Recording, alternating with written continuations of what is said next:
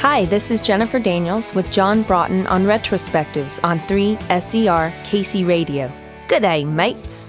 If you're asking me for an answer, I can only point you in the way I'm going. By talking about the area that you're from there in Tennessee, tell us a little bit about the area. Yeah, I actually live on top of a mountain. It's kind of the start of the Appalachian Trail. And I grew up here on the mountain with tons of trees and lakes and rivers, and I guess that comes through on a lot of my songs as well. Lots of farmland, lots of animals and farmers. So, when you started taking an interest in music, what were the types of music that were around?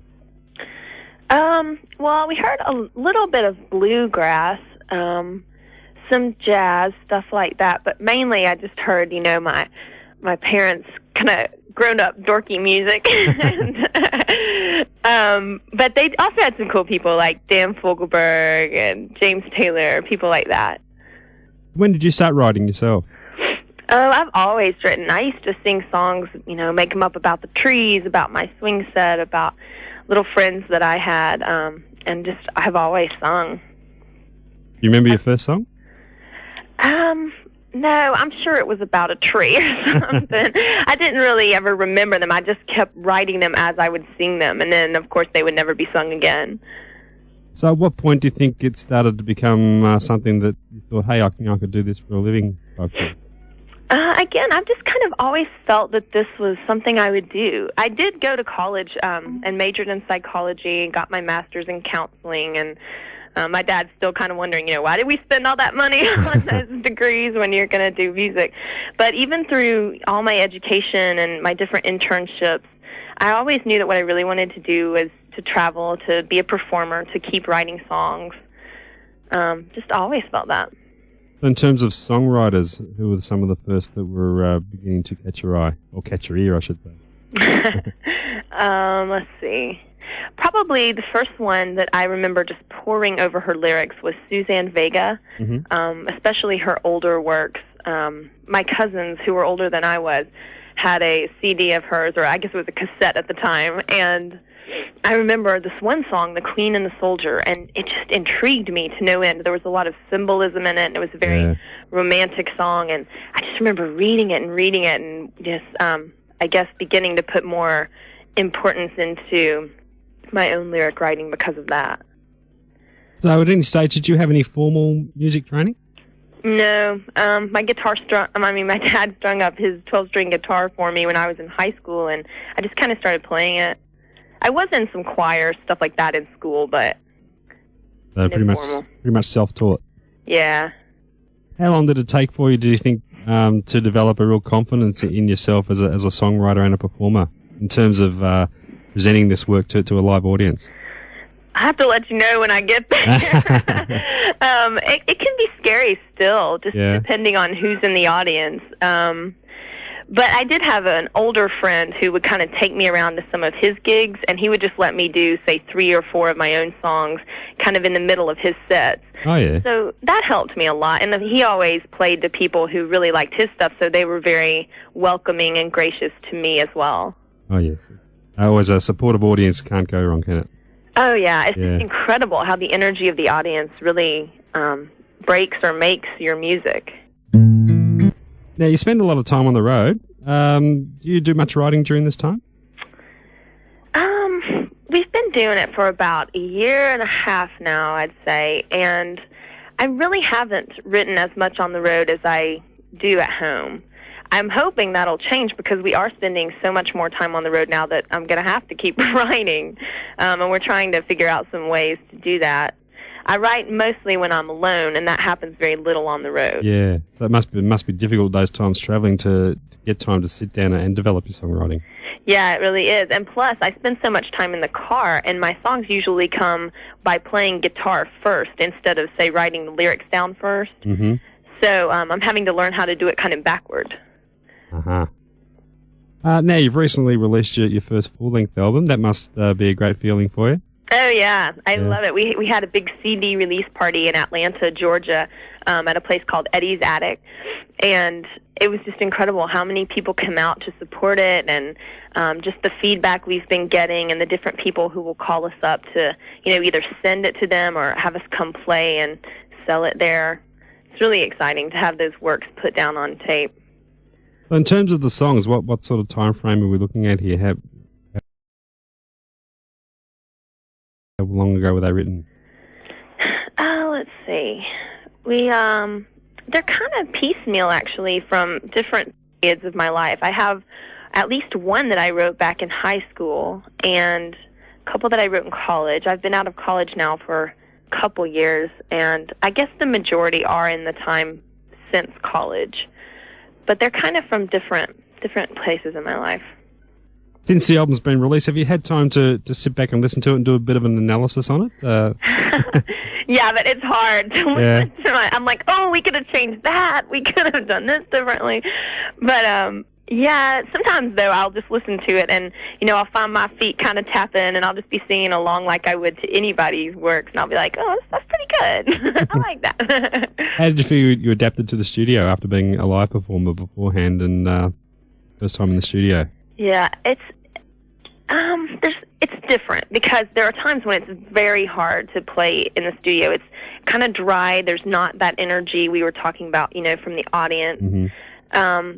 So sometimes you feel just stale. And if you have to do a work, 3, 4, 5 times to get it where you want it, then by the 5th time you're just like, God, I don't even know what this song means anymore. I don't want to sing it. You kind of have to take a break, get a fresh start. But it is neat to hear yourself back, and it is neat to see the songs progress from what you thought they were to all of a sudden they're kind of different, and you're like, well, that's what that song really means. It does sound better this way, so that was the cool part about it. Album's experience under your belt, if you were to go into the studio, say, next week for a new album, is there anything you'd tackle differently than what you did the first time around? Yeah, there would be tons more pre-production. I think I would spend hours and days just figuring out what instruments I want where, playing them with different musicians. Of course, we didn't have a huge budget to do this one, so, we have some fine musicians, but probably not as many as I would have had we been able to just take more time, spend more money. Love the sound of the album. It's a real stripped-down sound, very honest type of sound. Was that something you intended beforehand going in, or was that purely a budgetary thing, or...? Well, one thing we do want to do is keep the songs very pure, so kind of have earthy instruments, say the mandolin or the fiddle, the guitar, and certainly a lot of voices. So yeah, most of that is because we did want to keep it very pure and simple. As a listener to music, is that the type of thing you like yourself? Yeah, I love singer-songwriter type stuff. I love lyrics more than anything, and then I love that country feeling of music, just the really stripped down instruments, like mountain instruments. And it allows the song to stand and fall on its own merits too, doesn't it? Yeah, it really does. You just kind of get what the artist meant by the songs. Now, you were involved in the production yourself. To what extent was that? Well, from the standpoint that I was able to interpret what the songs meant, then I could say, no, that totally doesn't go there, or could we have, more this feeling, this is what this song meant. Say in She Returned, that's the first song on the album, and the intro to that is a fiddle, and also the outro is a fiddle. So you have kind of bookends to this song because the fiddle doesn't play in the middle of the song. So you have almost a Once Upon a Time and Happily Ever After in that song. It helps tell the story. I definitely helped do stuff like that. However, my husband, Jeff Neal, who basically produced the whole thing, he's just incredible at hearing things like that, where things need to go, what instruments can help the song really mean what it's supposed to mean. Is production probably a field you'd like to get more into as time goes on? I'm sorry, what was that? Is production a field you'd like to get more into as time goes on? Oh, yeah, I would really love to. I've found that it takes so much more experience than I had originally thought. Like, I thought, I know the songs, I can just go say what instruments need to go where, how fast the song needs to be. But really, I find that people who've been doing it for so much longer and different sorts of music can have just incredible much to offer that I would like to learn how to do that. Yeah. What about producing other artists? Does that appeal to you too? Oh, yeah, I would love to be involved in that at least, especially in the vocal part. Like, I think I could do a lot of backup vocals and help people figure out where to go with that kind of thing. And also perhaps the phrasing of the songs. I would love to be involved in helping people get the most out of the way they say certain lines. Now, I dare say we're the first radio station down here to get you up and running. How's the support been over there radio-wise? The public radio has been very good.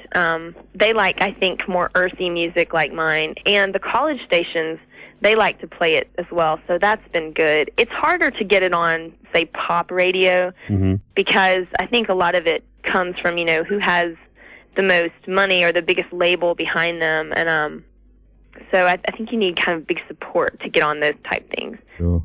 I know. As a singer-songwriter starting out, what would be some of the major problems you've struck in trying to gain that extra recognition? Certainly that's, you know, the money, how much I hate to say that, is one problem. You know, traveling is expensive, getting where you need to go and getting the instruments and even just buying the strings for your instrument. Just basic things like that would be helped a lot if we had had more money. However, it's really not that hard to break into a city if you're willing to play the open mic nights and you're willing to open for different acts.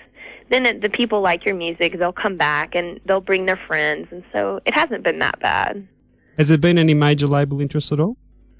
We've been talking to a couple people. At first, we wanted to stay independent, and we had these ideas that, you know, we could keep the music as pure as we wanted and have control of everything, which still completely appeals to us. But it's a lot better, too, to have a lot of promotion and a lot of the financial backing that a label could help provide. So we have been looking around, and we've been talking to some people. Oh, good. Musical direction, sound-wise, what would you be looking at in the next album or two? I'm thinking about, this almost contradicts what I've said, but I'm thinking about playing a little bit more electric guitar and trying to include that into a very pure mountain sound. I don't know if it'll be possible, but I'm definitely trying. And also, I'm going to be playing a lot more open tunings on my guitar. Oh, yeah. Yeah, and I play a 12-string right now, so it's kind of difficult to do a lot of alternate tunings from stage because it's just so much work just tuning it up and down. So I'll probably be playing a 6-string more and, you know, just altering the tunings. Now, you have been pretty busy playing live. What type of venues are you playing over there?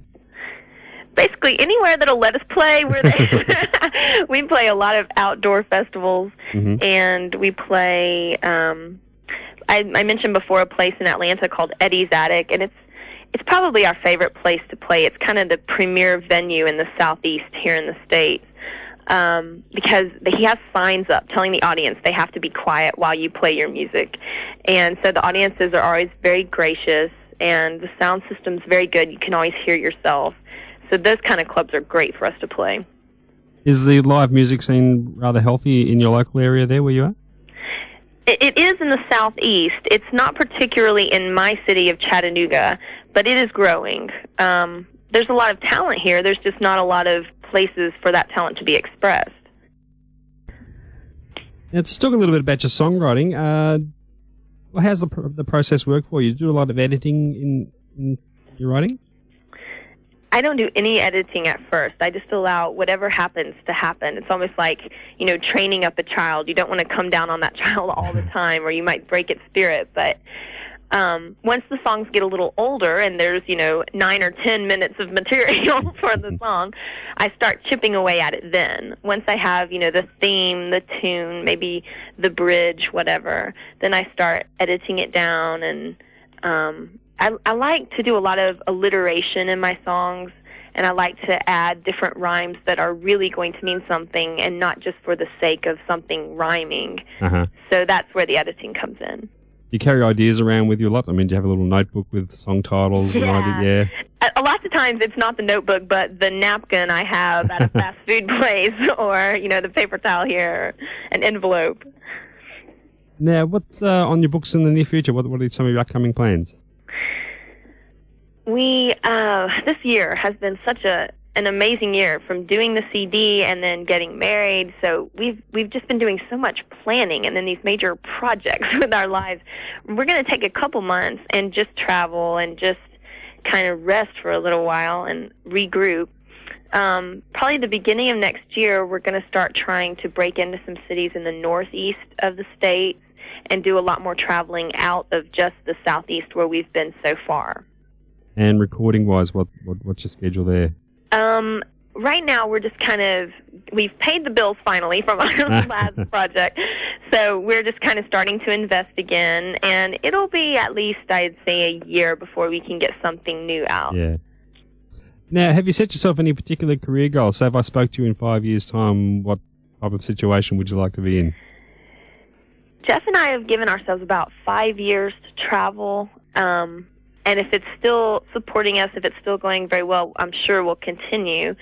But we've given ourselves about that long to just do the hard, gritty work of traveling and paying the bills month to month. So I guess we're leaving it a little bit open. We love what we're doing, we love where we are, and we're willing to do the work for at least that long. Mm-hmm. So in 5 years, you will probably be hearing, exactly what we wanted to do with the rest of our lives. Yeah. Okay, Jennifer, look, I want to thank you for your time. It's been a treat talking to you. Oh, thank you. Congratulations on the album. It really is wonderful. And you can be rest assured we'll be giving it lots of airplay here. Thanks a lot. And could you also include that if people wanted to purchase the CD, they can look up my website? Yes, I'll be sure to do that. Okay, great. And that has a link to somewhere they could buy the CD if they want to. Fantastic. And when you're passing through Australia in a few years' time in your world-famous world tour, don't forget us who put you on air first. Oh, no, of course not. We'd love to see you. Yeah, thanks so much, John. I really appreciate it. No, my pleasure indeed. Thanks, Jennifer. Okay. All the best. Bye. Bye-bye.